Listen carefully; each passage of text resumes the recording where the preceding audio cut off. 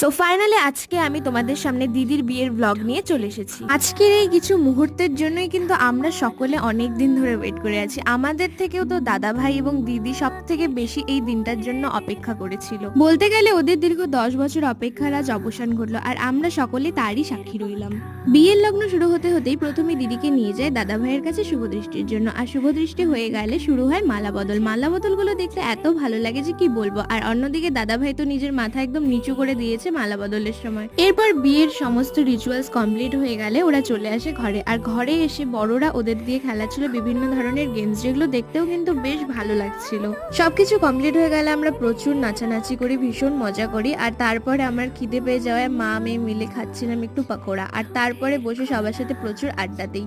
এরপর আমরা সকলে মিলে একসাথে খাওয়া দাওয়া করতে বসে পড়ি। আর এই ছিল আজকের আমার লুক। কেমন হয়েছে সেটা তো জানাবেই, আর তার সাথে সাথে ভিডিওটি কেমন হয়েছে তাও কমেন্টে এসে জানিয়েছে।